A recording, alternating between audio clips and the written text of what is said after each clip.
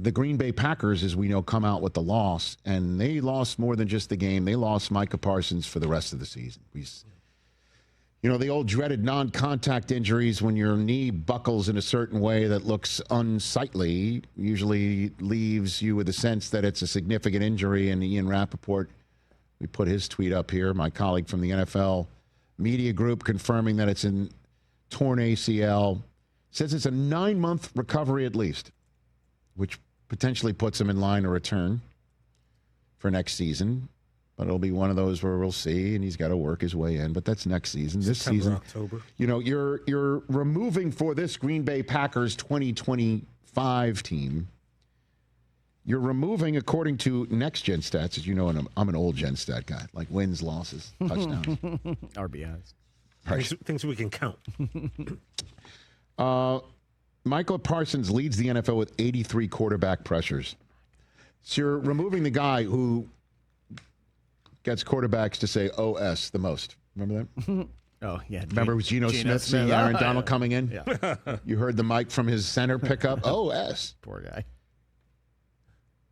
And listen, the Packers without Micah Parsons, now you're basically back to last year's defense. Is that fair to say? You didn't have him. Now you had him for this much, and clearly you're going to have to make up for that. Good luck, clearly, right? But here's the way through. Again, I always try to leave people with here's the way through. The way through is don't turn it over. Duh. But the Packers have had 3 games this year, including this Sunday, in which they've had multiple giveaways. You want to guess what the record is in those 3 games? 0-3. Thank you. Yeah, simple. Spinning curve in the zone there, Big Poppy. Bam. And with 1 or fewer giveaways this year, they're 9-1-1. With no giveaways, they haven't lost 7-0. So that's it. Hold on to it. Hold on to it. Because you've got, even with Micah gone, a defense that can generate, I would think, pass rush. Now you don't have Kenny Clark and him, obviously. So it's going to have to be up to a guy that's a few weeks away from getting some serious heat on him. The defensive coordinator of the Packers, Jeff Hafley, as you know, is, I think, you can look at all the coordinators in the NFL right now and say that guy's going to have a job next year. I think he's in the top 3 of that list. He's getting lots of interviews, right? For sure. So it's going to be up to him, and this will be another way for him to show off his acumen, is to keep this thing moving. Let's keep Josh Jacobs healthy, because when he's unbelievable.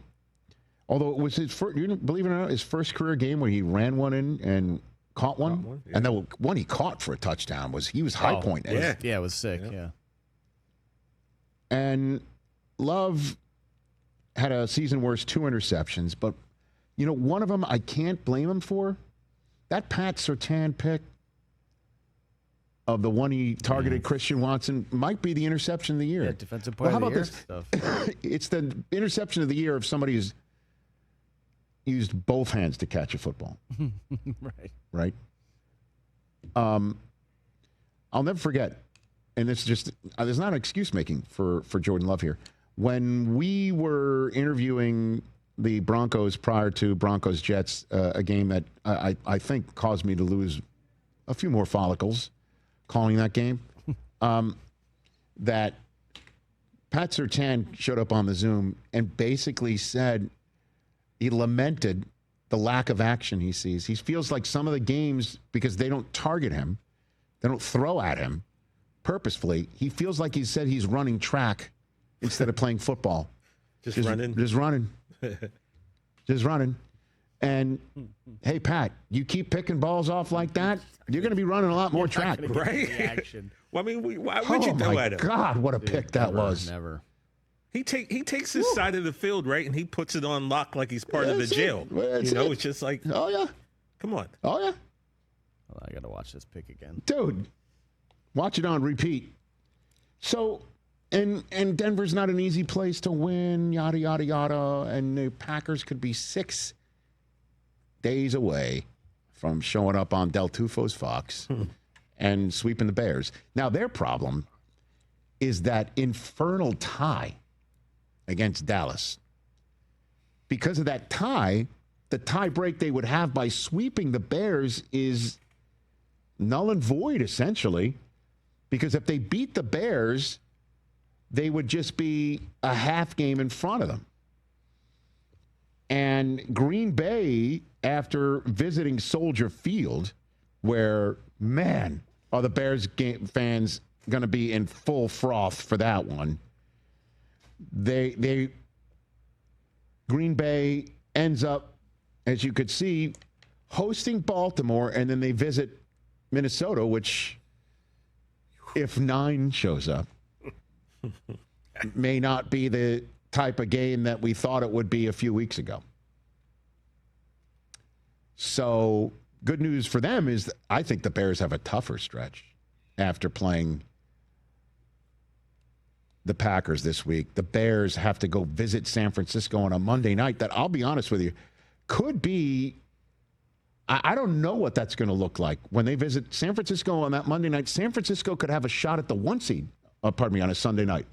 They could have a shot at the 1 seed on that Sunday night.